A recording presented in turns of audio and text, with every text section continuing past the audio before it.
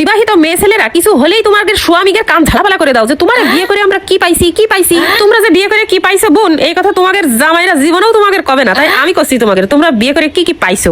প্রথমেই তোমরা পাইছো হচ্ছে এখন সাইন বোর্ড। বাপরে বাপ, সাইন বোর্ড মানে হচ্ছে যে সাইন বোর্ডে তোমাদের পরিচয় দেওয়া থাকবে যে তোমরা বিবাহিত। তো এই সাইন বোর্ড নিয়ে যদি তোমরা কোনো জায়গায় যাও, কেউ যদি তোমাদের জিজ্ঞেস করে যে তুমি কার কিডা, তো তোমরা তার উত্তর দিবা আমি অমুকির বউ, মানে তোমার নিজের আর কোনো পরিচয় থাকলো না। তাহলে দেখ বোনিরা, বিয়ে করে সব আছে, প্রথমে তোরা পাইছিস সেখান পরিচয়পত্র, এটা কিন্তু জাতীয় পরিচয়পত্রের চেয়েও দামি। তারপরে আরো দেখ বোনিরা, তোদের জামাই বাড়ির যত কাজ সব তোর, সব তোদের জামাই বাড়ির যত দোষ তাও সব তোর। তারপরে ধরো কতগুলো বাচ্চা কাচ্চা পয়দা করলে, বাচ্চা কাচ্চাগুলো মানুষ করলে, বাচ্চা কাচ্চা যদি অসুখ হয় তাহলে সব দোষ তোমার, অবশ্যই সব তোমার। সংসারে যত অমঙ্গল যত অনিষ্ট সব তোমার। এই যে এত কিছু পাইলে তোমরা, তাও তোমাদের মন ভরে না রে।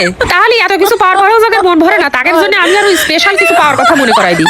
তোমাদের অনুপস্থিতিতে শ্বশুর বাড়ি যে মিটিং গুলো হয় সেগুলো কিন্তু তোমার নামেই হয়, মানে সেখানে তুমি এখন সেলিব্রিটি। তাহলে দেখ বোনিরা, বিয়ে করে তোরা এখন সেলিব্রিটি হয়ে গেছিস। বিয়ের পরে শ্বশুর বাড়ির লোকেরা জামাই মেন ভূমিকা পালন করে তোমাদের যে এত বড় এখন সেলিব্রিটি বানাই দিল, তাও তোমাদের মন ভরে না রে বোনরা। তারপরে তোমরা আরো কি পাইছো শোনো, বিয়ে করে তোমরা স্পেশাল ভাবে বিয়ে করে পাইছো স্বামী নামক একখান কলার গাছ। যে কলার গাছের কাছে তোমরা তোদের মনের সুখ দুঃখ আনন্দ বেদনা যাই কও না কেন, তোমার আত্মীয় স্বজন তার আত্মীয় স্বজন যার সম্পর্কে যত নিন্দা গালিগালাজ করে না কেন, সেই কলার গাছ কিন্তু কোনো উত্তরই দেবে না। সেই কলার গাছ কোনো শব্দও করবে না, কোনো উত্তরও দেবে না। কিন্তু সেই কলার গাছের কাছে যদি তার মা বোনরা কোনো নালিশ করে যে তোর বউ এই করেছে, তো সেই কলার গাছ সাথে সাথে বীর পুরুষ হয়ে তোমার সামনে চলে আসবে তোমার বিচার করার জন্য। তারপর সেই বীর পুরুষ তোমাদের বিয়ে করে নিয়ে এসে তোমাদের একটা সুন্দর সার্টিফিকেট দিয়েছে, তোমরা হচ্ছে তার ঘরের বান্দি। তোমাদের কাজ হচ্ছে সারাক্ষণ তাদের মঙ্গল কামনা করা।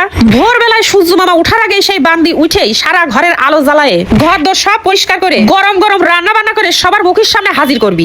আরে এত সুন্দর চাকরি পেয়ে তাও সবার মনে এত দুঃখ এত কষ্ট যে জামাইরা আমাদের কিছু দিল না। তারপরে এত সুন্দর একটা বাড়ি তোমাকে, তোমরা সেখানে কাজ করবার নিজ দায়িত্বে, রান্নাঘর তোমাকে, রান্নার সব দায়িত্ব তোমাকে।